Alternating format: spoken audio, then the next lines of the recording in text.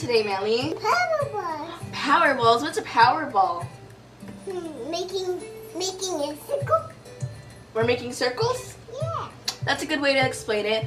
So today we're going to be making my power protein balls. We're going to be using 1 cup of old-fashioned oats, half a cup of crunchy room temperature peanut butter.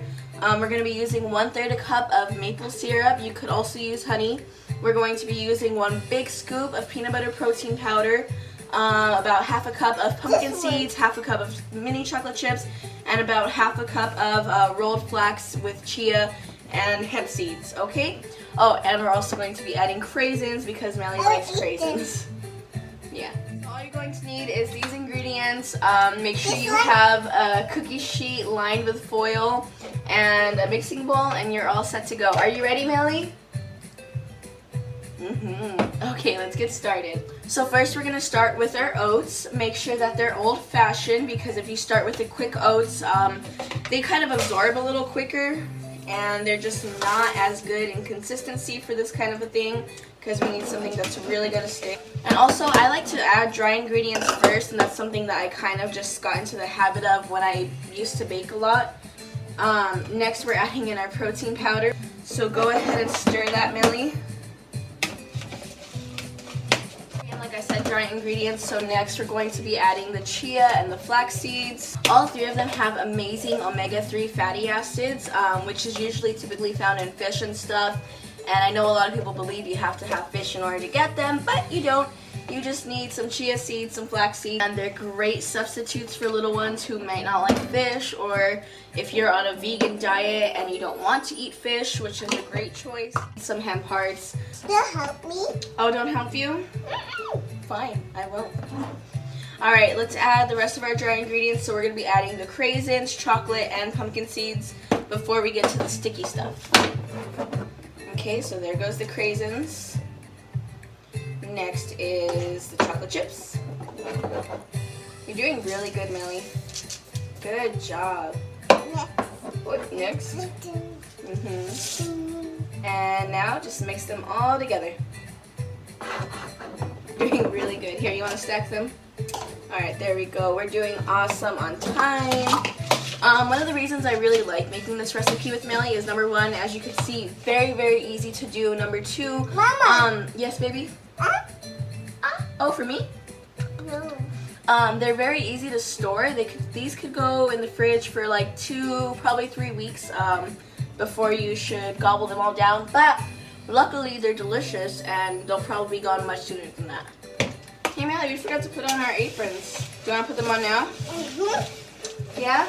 These aprons are from our grandma Charlie. She made them for us as a matching set, and I like to wear them whenever we get the chance.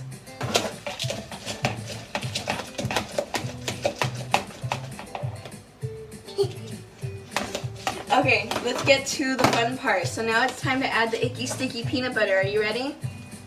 Yeah, you ready? Okay, here you go. Can you pour it in? Oh, look at that slimy peanut butter. Yum. Nice and icky sticky. Do you need a spoon? No. You sure? This one? Sure. Just try to scrape it out a little bit. You got it? Ooh, it smells good. I love the smell of peanut butter. And if you're not a peanut butter person, you can always substitute with almond butter, sunflower butter. Can't think of any other butters right now.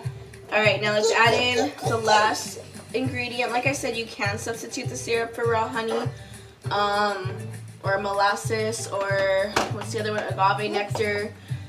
Really any sweetening No, you! Stop. No, I'm going to eat it. Here. It's okay, this is just for us. It's not going to the firefighters, so we could eat it, huh, Melly? Yeah. Alright, so this part gets a little hard, and if you're working on this with little ones, you might want to take over at this point because this peanut butter is sticky. Sticky icky, oh my goodness. Sticky.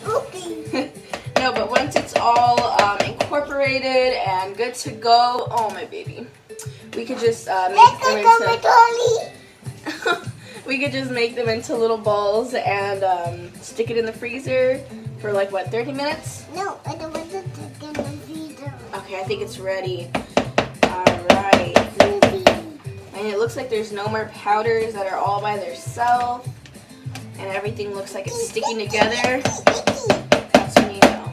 Okay, let's get to work. We're just going to be making about, I think this makes like 20 balls. So you're just going to want to grab, ooh, it's so sticky.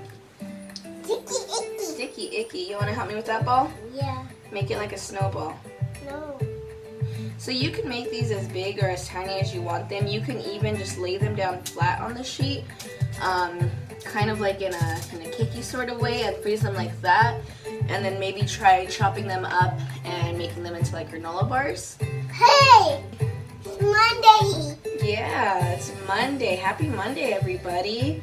So, really quickly while I'm working on these balls, if you guys all want to leave down in the comments and tell us how your weekend was and what kind of activities you did.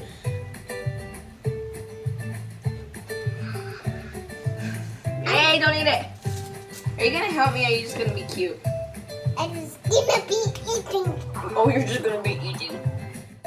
Okay, so this is going to take quite a little while I'm rolling. So really quickly, I want to hit 5 points. Make them little. Oh, you make them little. I'm gonna hit up 5 points on why cooking. So I'm gonna hit some 5 points on why cooking with your little ones is great for their math skills and their self-esteem and their learning comprehension and science and life skills and all these other things. So let's go ahead and talk about that. Oh my God, these are not coming out the way I wanted. I'm gonna make a baby ball. You make yourself a baby ball. Alright, so ready? Number 1, this teaches math skills because we're working with cups and half cups and quarts and all these different measurements that she's learning. And number 2, it's teaching comprehension because, not today, for instance, we're kind of eyeballing this a little bit since we've made this before. But say last week with the cupcakes, we had to read the directions on the box and we had to comprehend for the firefighters, we had to comprehend what the directions were saying and what we needed to do, what steps to do them in. So it teaches science. You're working with salts and baking powders and baking sodas and all these different things. You're learning science along the way, whether you're boiling or freezing. It's all. I'm in a sticky coat. I think this is just about done. I'm going to try to scrape this gunk off of my hands really quickly. And number 4, it helps with their self-esteem, just like doing arts and crafts, cooking with your kids. Really, I feel like any bonding experience with your kids is going to help boost their self-esteem because for kids, their parents' approval and their parents' attention and time and love is so essential to them. What? Okay, we'll do that later, boo.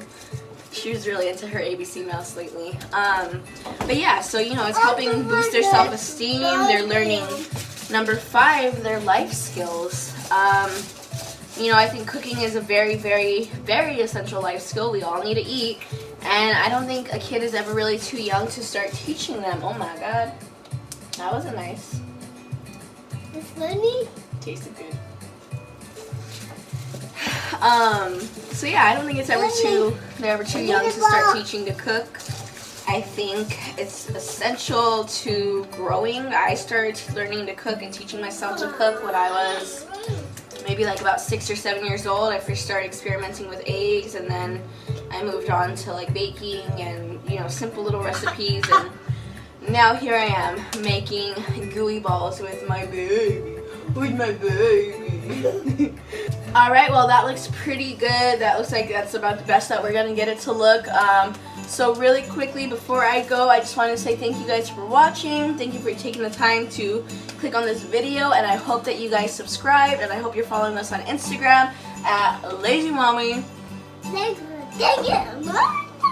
Thank you.